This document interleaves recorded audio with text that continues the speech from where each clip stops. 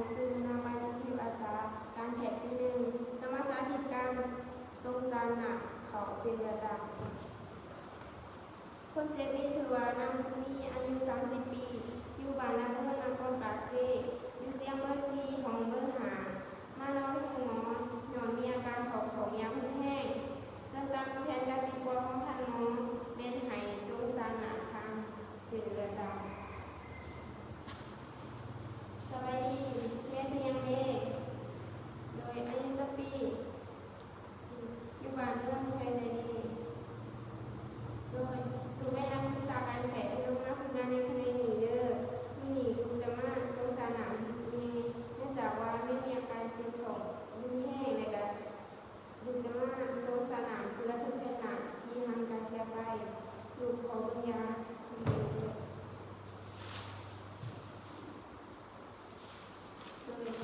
ทำให้รู้สึกปวดน้ำเลยปวดร้าวในน้ำเหนียวในท้องหนักก่อนเยอะเลยค่ะคือ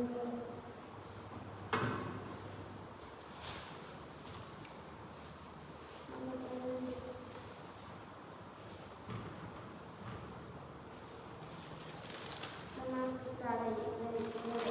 บรรยายแบบที่ใดคำนวณเนี่ย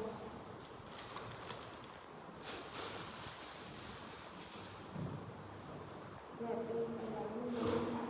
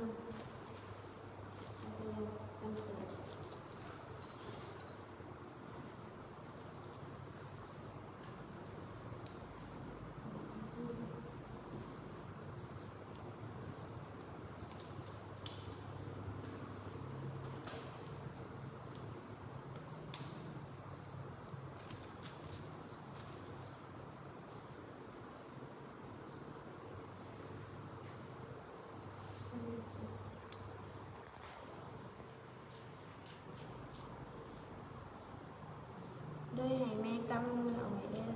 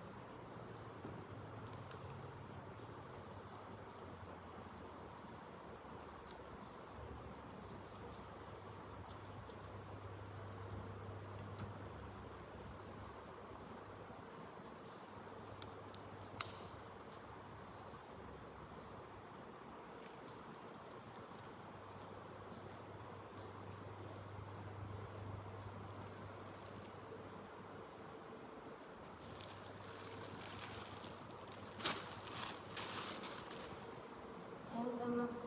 ปรับโยนน้ำอีกเทื่อด้วย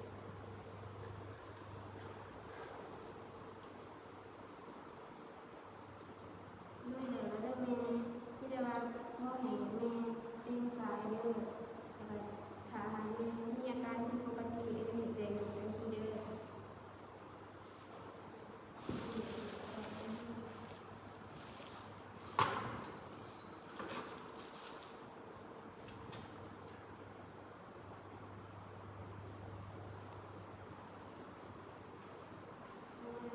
ใน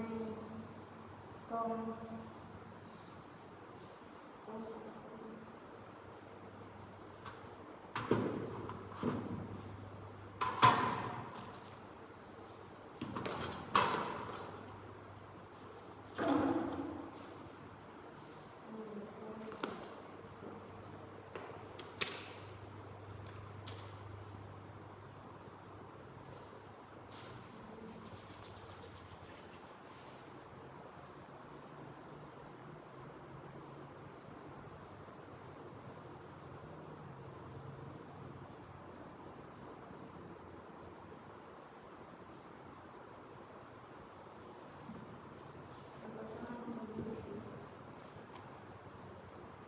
ในวันที่2 เดือน 7